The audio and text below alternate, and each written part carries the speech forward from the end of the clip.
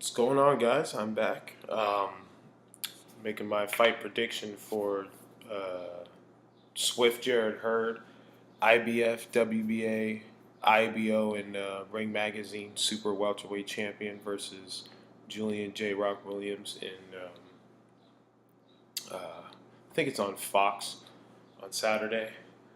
Excellent fight. It's a fight I've been looking forward to a lot. I think it's a sleeper.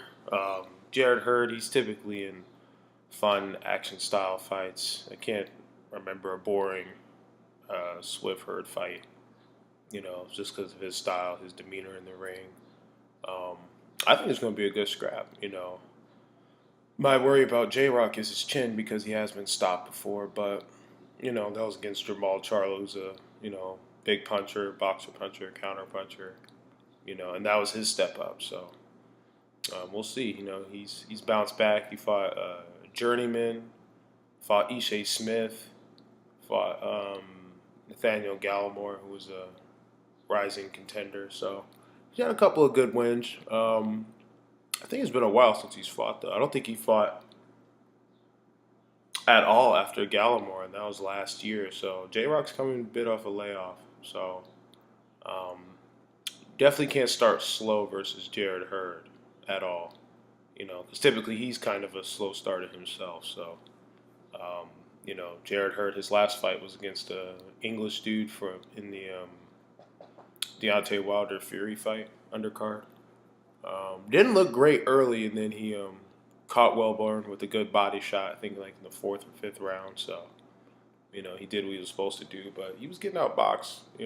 Kind of like usual. He gets outboxed the first couple of rounds, and then starts to put it together. So. I like J Rock a lot. He's a very good boxer. Pretty fundamentally sound. I like his footwork. Very good jab. Um, Good head movement. Good defense.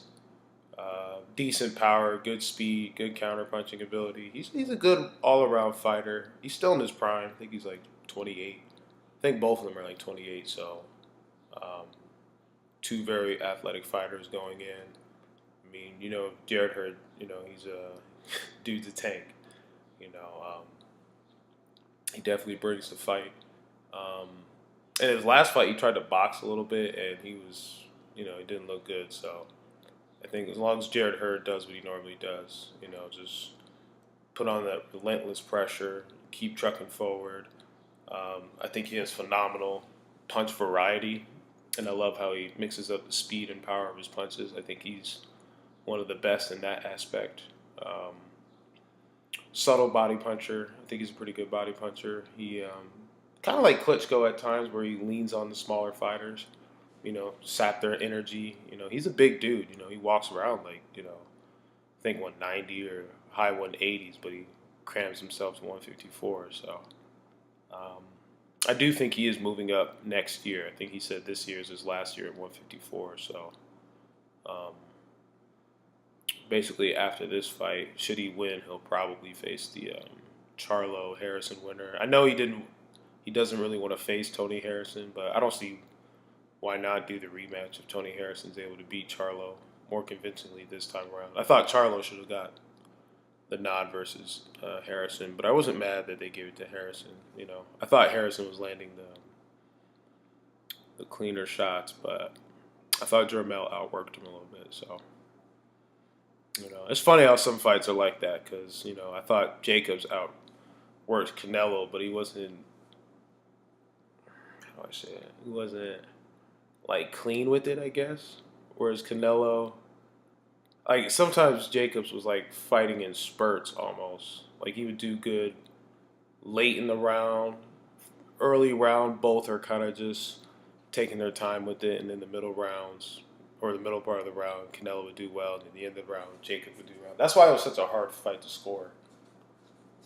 Whereas Charlo versus Harrison, Charlo was consistently outworking Tony Harrison, but Tony Harrison would land a couple of decent shots here and there. It's just it wasn't enough. So that's why you have to go on a fight-by-fight basis, just because um, some fights are similar but still different.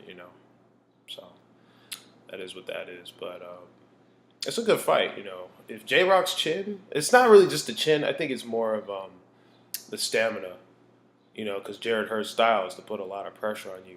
He's a good second half fighter. So if it's really about pacing for this fight for J Rock. I mean, he's clearly the better boxer. It's just will he have the stamina to, or heck, even have the power to slow down Jared Hurd enough? I think J Rock should definitely go to Jared Hurd's body early and often.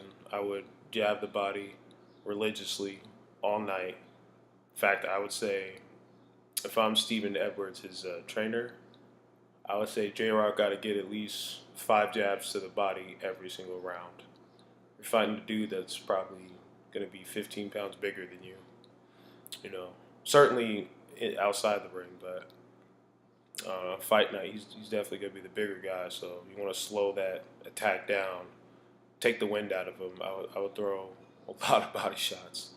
Um, don't trade in the pocket with Jared Hurd too much. He's a good inside fighter for a tall guy in his division. I think he's like 6'1".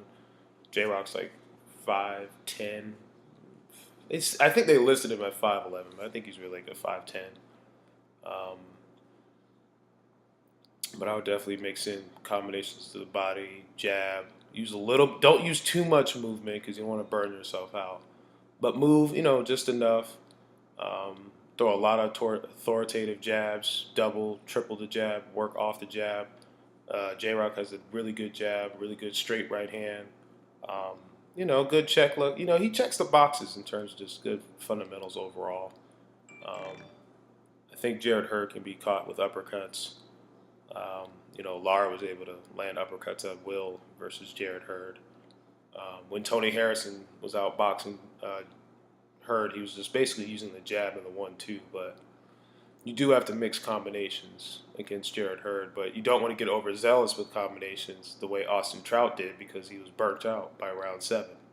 So the key with fighting Jared Hurd is a pace. You have to find a pace that's comfortable for you, but also keeping him off of you in the same vein. So that's what makes Jared Hurd so tricky to beat for some of these smaller guys because most of these dudes can outbox him, but they can't, endure that punishment long term because Jared Hurd, he's constantly coming at you. And he's also hitting you, he'll throw body shots, he'll lean on you, and forcing, not that he has great footwork, but, he's an athletic guy, so he can still get to you.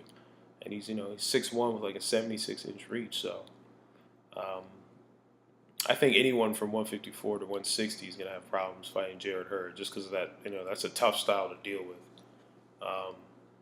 But if you can get a good pacing with Jared Hurd and just box but also fight in spots, then I think he's beatable. Like if you can fight the way Lara did but not trade so much, because I think Lara, his mistake when he fought Hurd was he traded too much with him in those middle rounds.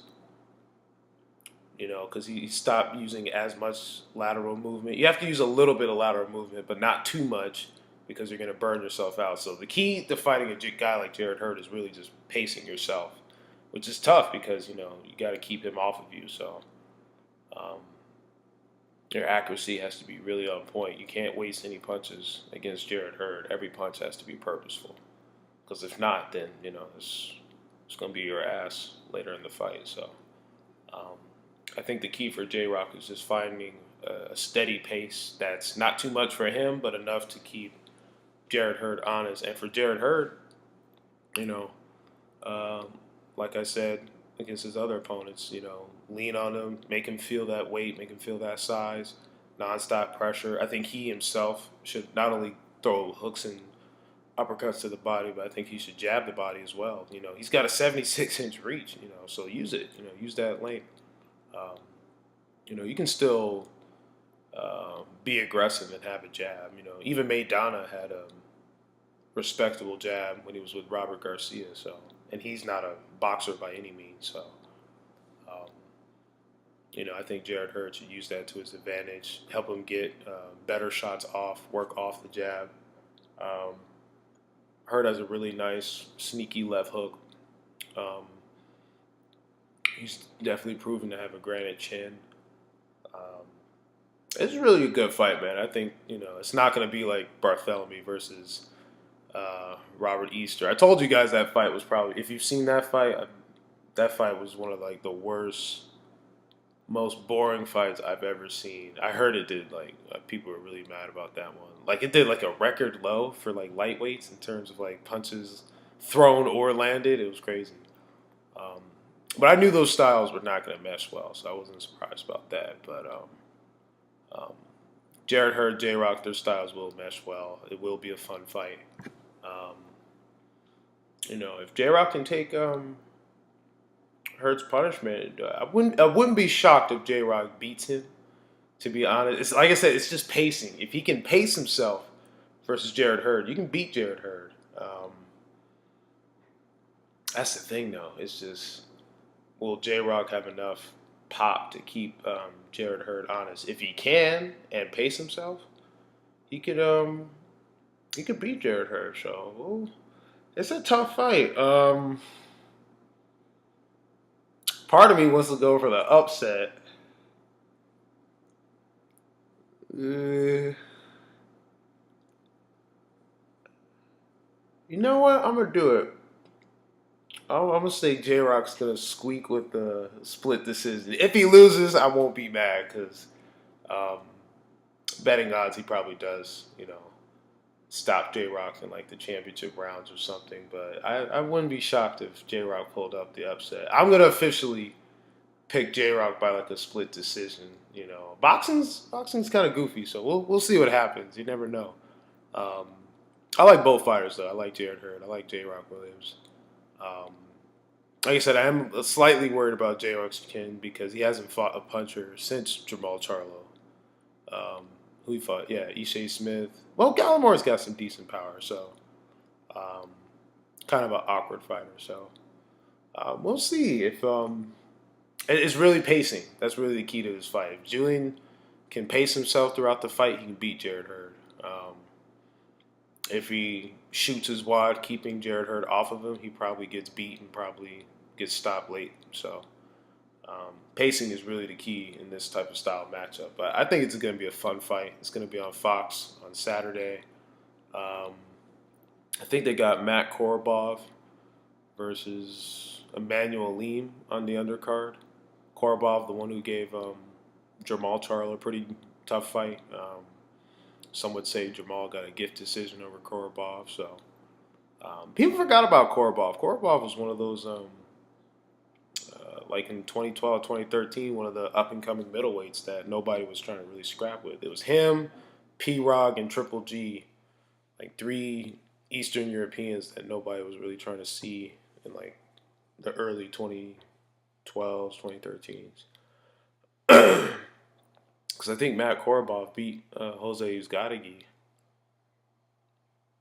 I think like 2014 or something like that, who became the boogeyman of 168, like 2 years ago. So, it's funny how stuff happens like that. So I wasn't shocked that Jamal struggled with Korobov a little bit. He's a seasoned amateur with, decent power, could box a little bit. Although Jamal actually almost stopped him late. So, but I wouldn't mind seeing Korobov versus. I think he'll beat Aleem. Who could he fight? Rob Rad's fighting Murata. Triple G's fighting Steve Rolls. I don't think. I think DAZN seems pretty obsessed with getting Triple G versus Canelo 3. I don't think it's that big of a fight at the moment, but hey, it is what it is. Um,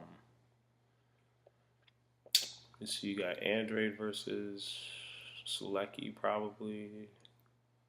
I wonder if Jacobs might end up fighting Korobov at the end of the year for like a bounce back fight. That'd be a tough fight to come back to though. Korobov's not a bad fighter. So middleweight division's interesting. 154, kind of top heavy. I think Austin Trout is fighting Terrell Goucher. So that'll be a boxing match for sure. But, Goucher's an Olympian, a little bit younger. I think he's like 30, 31.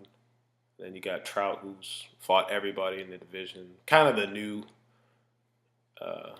Ishe Smith of 154 to an extent. So, but We'll see how that happens. Actually, I wouldn't mind seeing that winner face Erickson Lubin to see how really bad Erickson Lubin is. So some decent action going on at 154, but I'm officially going to pick J Rock to pull off the upset. Like I said, if it doesn't happen, I won't be shocked, but why not? Once in a while, it's okay to go with an upset. So I'm going to say J Rock probably wins, or not probably, but I think he might steal it by a split decision. Um, it's on Fox Saturday. Drop comments. Let me know who you think wins the fight. Um, yeah, let me know who you think wins. Like, subscribe, stay tuned, take it easy.